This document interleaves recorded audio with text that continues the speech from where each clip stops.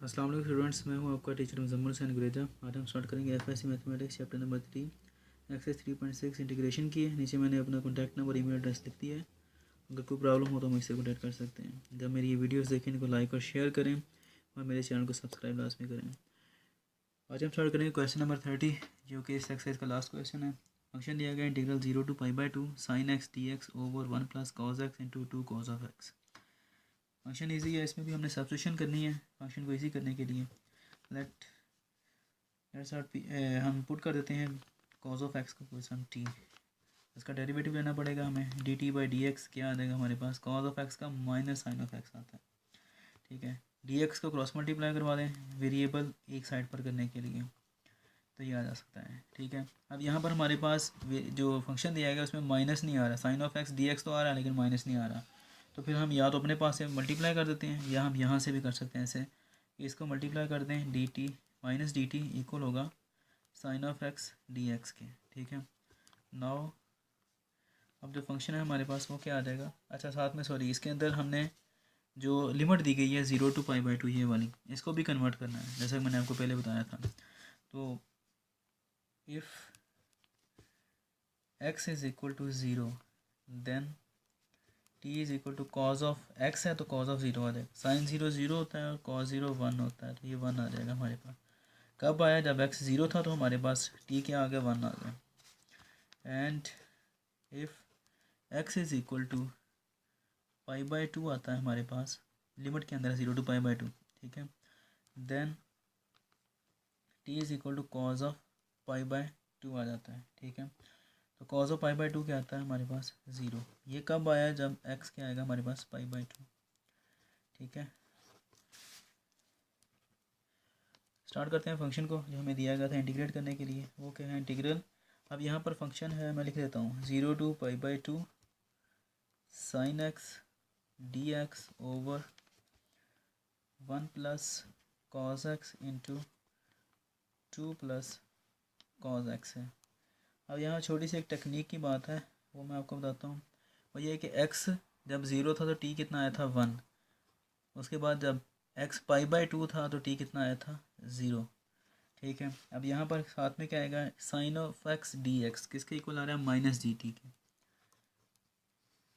उसके बाद 1 + cos x है, 1 एज इट इज़ आ जाएगा, cos x की जगह हमने t रखा था। 2 + यहाँ पर भी t आ जाएगा। जो टेक्निक की बात है वो ये है यहाँ पर कि एक बात याद रखनी है हमने कि लिमिट जो नीचे लिखी होती है इंटीग्रल के, वो लोअर होती है, और ये जो ऊपर वाली होती है इसको अपर लिमिट बोलते हैं। और लोअर लिमिट हमेशा अपर से लेस होती है, यानी कि ये वाली जो वैल्यू आएगी नीचे वाली, ये ऊपर वाली से हमेशा कम होगी। जबकि यहाँ पर उल्टा काम हो रहा है, नीचे वाली जो लिमिट लोअर है वो 1 आ रही है और अपर लिमिट को 1 से ज़्यादा होना चाहिए, 2 3 4 होना चाहिए, जबकि ये 0 आ रही है, उससे लेस आ रही है। ठीक है, इस तरह नहीं हो सकता है।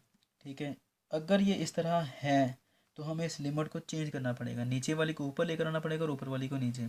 और इसको लाने के लिए पूरा थ्योरम मौजूद है थ्योरी के अंदर, और उस थ्योरम के मुताबिक जब भी लिमिट चेंज करते हैं, हम लोअर को अपर और अपर को लोअर करते हैं, तो उस वक्त इंटीग्रल के साथ शुरू में माइनस साइन लाजमी आता है। ठीक है, तो इसलिए ये वाला माइनस होगा उस माइनस के साथ मिलकर प्लस हो जाएगा, माइनस माइनस प्लस हो जाते हैं। ठीक है, अभी मैं फ़िलहाल इसको एक बार ऐसे लिख देता हूँ। नेक्स्ट स्टेप के अंदर मैं इसको चेंज करूँगा, 1 + t 2 + t आ गया। अब यहाँ पर मैं इसको चेंज करता हूँ, 1 to 0 है, हम इसे 0 to 1 लेकर जाएंगे, तो यहाँ पर माइनस ये वाला आ रहा है और ये माइनस थ्योरम में आता है। ठीक है, dt ओवर 1 + t और 2 + t आ गया। ठीक, अब आगे इसी स्टेप को आगे लेकर जाते हैं। अब ये माइनस माइनस प्लस हो जाएंगे, ये दोनों मल्टीप्लाई होकर, तो हमारे पास क्या आएगा, 0 to 1 dt ओवर 1 + t और 2 + t आता है, या t + 2 आता है। अब फिर ये वही चीज़ जो पिछले क्वेश्चन में हमने पढ़ी थी। ठीक है, कि डिनोमिनेटर के अंदर हमारे पास दो फंक्शन आ रहे हैं जो कि आपस में मल्टीप्लाई हो रहे हैं, तो इसलिए इसको हमें जब टर्म्स के अंदर लेकर जाना है तो हमें पार्शियल फ्रैक्शन यूज़ करनी पड़ेगी। तो वही करेंगे हम, 1 + t इंटू t + 2 आ गया equal to a over 1 + t plus b over t + 2। LCM क्या आएगा, 1 + t और t + 2, a into t + 2 plus b into plus t. ये पार्शियल फ्रैक्शन में समझा नहीं रहा, उसकी वजह ये है कि आपने एफ में पूरा इसका चैप्टर पढ़ा हुआ है। 1 is equal to a into t plus two plus b into 1 plus t, ये टी प्लस 1 जो मर्जी लिखें। Put t plus 2 is equal to 0 implies that t is equal to -2। इसको हमने पुट करना है किसके अंदर, इसको ले देते हैं 1 इक्वेशन, इसको कर देते हैं 2 इन 2। 1 is equal to a into -2 plus 2 plus b into 1 -2। तो ये क्या आ जाएगा, 1 इज इक्वल टू, ये 0 हो जाएगा, ये कितना आएगा -b, implies that b is equal to -1। ठीक है जी। अब उसके बाद पहले t प्लस 2 रखा था, अब 1 प्लस टी रखते हैं equal to 0, implies that t is equal to -1 इन 2। इक्वेशन नंबर 2 में क्या आएगा, 1 is equal to a into -1 plus 2 plus b into 1 -1। ठीक है जी। मज़ीद सॉल्व करते हैं इसको, तो क्या आएगा, 1 इज इक्वल टू, ये कितना आ जाएगा, +1 आ जाएगा और ये 0 आ जाएगा, ये वैल्यूज आ जाती हैं। नाउ इक्वेशन 1 बिकम्स, क्या आएगी हमारे पास, वो क्या दी गई है, 1/1 plus T into t plus 2 किसके इक्वल है, ए ओवर, ए की जगह पर क्या रहेगा 1/1 प्लस टी और माइनस बी, बी की जगह पर सॉरी 1 आ रहा है। ठीक है, क्या आ जाएगा टी प्लस 2। तो अब हमने इसको इंटीग्रेट करना है, इसको नहीं करना है, फंक्शन यही है इंटीग्रेट करने के लिए, देखें। ठीक है, लेकिन ये इसके इक्वल हमने रखा था और ये सॉल्व करके ये आया है। ये फंक्शन को मैंने दोबारा फिर लिख लिया है नए पेज के ऊपर कि ये वाला फंक्शन था, पार्शियल फ्रैक्शन अप्लाई करके इसके इक्वल आ गया, तो हम इसको इंटीग्रेट कर रहे हैं, मतलब करने का क्या है कि हम इसको इंटीग्रेट कर रहे हैं। अब हमने क्या करना है, अलग अलग इंटीग्रेट कर देना है इनको। 1/1 प्लस टी 0 to 1 आएगा, minus into D T, minus integral 0 to 1 D T over T plus 2 आ जाएगा। सिंपल फंक्शन हो गया। अब नेचुरल लॉग 1 प्लस टी आएगा इसका 0 to 1 minus natural log T plus 2 0 to 1 आ गया। लिमिट अप्लाई कर दें, टी की जगह पर 1 आ जाएगा, 1 + 1 upper limit minus lower limit 1 + 0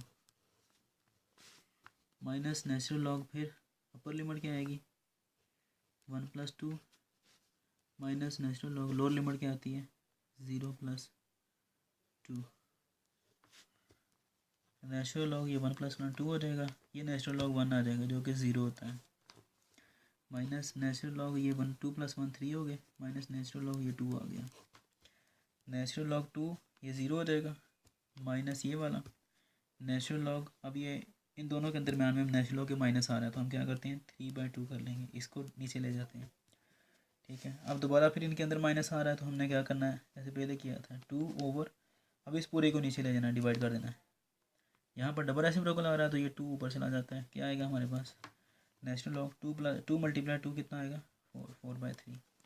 यही इसका आंसर है। उम्मीद है कि आपको समझ आ गया होगा, कोई प्रॉब्लम हो तो हम मुझसे कनेक्ट कर सकते हैं। ये लास्ट क्वेश्चन था इस एक्सरसाइज का। नेक्स्ट एक्सरसाइज में आपसे मिलता हूँ, तब तक के लिए अपना ख्याल रखिएगा, मुझे दुआ में याद रखें। अल्लाह हाफिज़।